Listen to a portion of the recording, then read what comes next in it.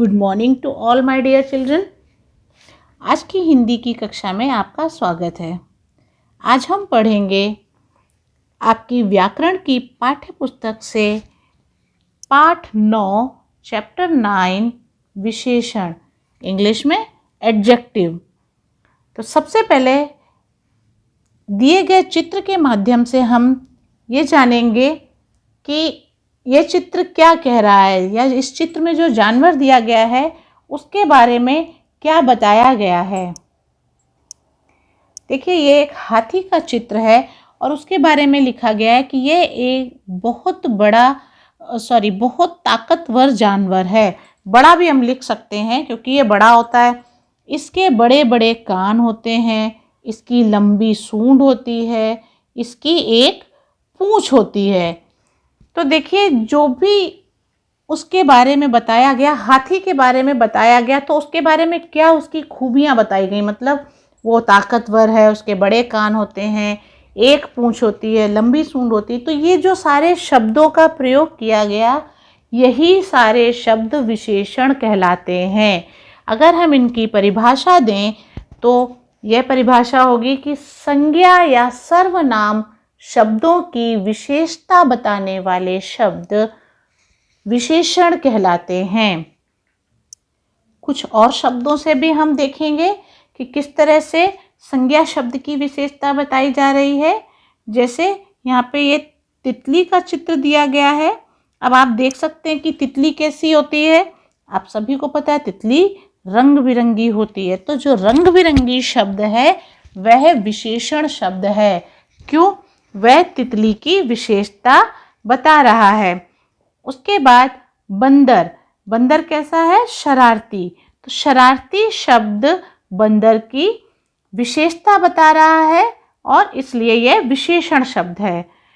लड़की नटखट, यानी जो लड़की है वह नटखट है, तो यह उसकी विशेषता हुई। पेंसिल, दो पेंसिल है, तो पेंसिल की भी विशेषता क्या हुई? दो। तो इस तरह से संज्ञा या सर्वनाम शब्दों की जो शब्द विशेषता बताते हैं, विशेषता मतलब उनके गुण, अवगुण, अच्छा या बुरा, या फिर उनकी माप तौल, या फिर उनकी भावनाएं, तो वो सभी शब्द विशेषण कहलाते हैं। अब हम अभ्यास के माध्यम से भी सीखेंगे कि विशेषण शब्द कौन कौन से होते हैं। पहला प्रश्न है, दिए गए विशेषण शब्दों में सही का निशान लगाइए। तो देखिए, अच्छी है ना, विशेषण शब्द है, इसलिए हम इसे यहाँ पर सही का निशान लगाएंगे। मैं सर्वनाम है और राम संज्ञा है, इसलिए इन दोनों पर हम निशान नहीं लगाएंगे। तुम, कच्चा और राधा। तुम सर्वनाम है, कच्चा विशेषण है, राधा संज्ञा है। उसके बाद है किताब, कपड़ा और मीठा। किताब संज्ञा है, कपड़ा भी संज्ञा है, और मीठा जो है वह विशेषण बताने वाला शब्द है। लंबी विशेषण बताने वाला शब्द है। लड़की संज्ञा है, स्कूल संज्ञा है। ताकतवर विशेषण शब्द है। आप सर्वनाम है, हाथी संज्ञा शब्द है। तो इसलिए जो सही विशेषण शब्द हैं उन पर हम सही का निशान लगाएंगे। अगला प्रश्न है, चित्रों को देखिए और सही शब्द छांटकर खाली जगह भरिए। तो देखिए, यहाँ पर चित्र दिए गए हैं, फिर इस तरफ हमें कुछ विकल्प दिए गए हैं। विकल्प मतलब ऑप्शंस। तो जो सही विकल्प हमारे संज्ञा शब्द के साथ मैच होता है, हमें वही विकल्प लिखकर शब्दों को पूरा करना है, या उनकी विशेषता बताने वाले शब्दों के साथ उन्हें हमें मैच करना है। जैसे सेब, तो सेब कैसा होगा? लाल। देखिए, हम यहाँ पे लाल लिखेंगे। आसमान नीला। अब चॉकलेट आपको पता है कैसी होती है? मीठी, इसलिए हम मीठी लिखेंगे। फिर सड़क कैसी होती है? लंबी। किताबें, देखिए हम गिनकर भी लिख सकते हैं, 2 किताबें, तो हम यहाँ 2 लिखेंगे। खिलौना सुंदर, इसलिए हम यहाँ सुंदर लिखेंगे। तो इस तरह से ये दिए गए विकल्प से चुनकर हम सही शब्दों को यहाँ पर भरेंगे। अगला प्रश्न है, दिए गए वाक्यों में से विशेषण शब्द छांटकर लिखिए। तो देखिए यहाँ पे वाक्य दिए गए हैं, उनमें से हमें सही विशेषण शब्दों को छांटना है। रमा सुंदर लड़की है, तो सुंदर विशेषण शब्द है, इसलिए उसे हम यहाँ पर लिख देंगे।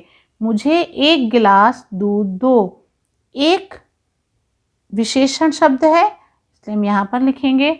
मेरी टोपी लाल है, टोपी की विशेषता कैसी है? लाल, इसलिए लाल को हम यहाँ लिखेंगे। रोहन 7 साल का है, तो रोहन की विशेषता क्या है? 7, या साल की विशेषता क्या है? साल कितने हैं? 7, तो हम यहाँ पे लिखेंगे 7, यहाँ पे 7 लिखेंगे। अगला और अंतिम प्रश्न है गतिविधि। गतिविधि मतलब एक्टिविटी। यहाँ पर कुछ प्रश्न दिए गए हैं और उनके लिए हमें सही विशेषण शब्द भरना है। जैसे चाचा नेहरू किस रंग का गुलाब लगाते थे? चाचा नेहरू लाल रंग का गुलाब लगाते थे। आपके घर में कितने लोग हैं? आप अपने अकॉर्डिंग लिख सकते हैं। आपके घर में जितने लोग भी हों, 3, 4, 5, वो आप अपने अनुसार लिख सकते हैं। आपका स्कूल किस रंग का है? लाल और सफ़ेद। आप कितनी रोटी खाते हैं? ये भी आप अपने अनुसार लिख सकते हैं। आप 2 रोटी खाते हैं, 3 खाते हैं, तो ये आप अपने अनुसार लिख सकते हैं। तो मेरे प्यारे विद्यार्थियों, ये था आज का आपका पाठ विशेषण। तो आप सभी ने जाना कि विशेषण शब्द कौन से होते हैं।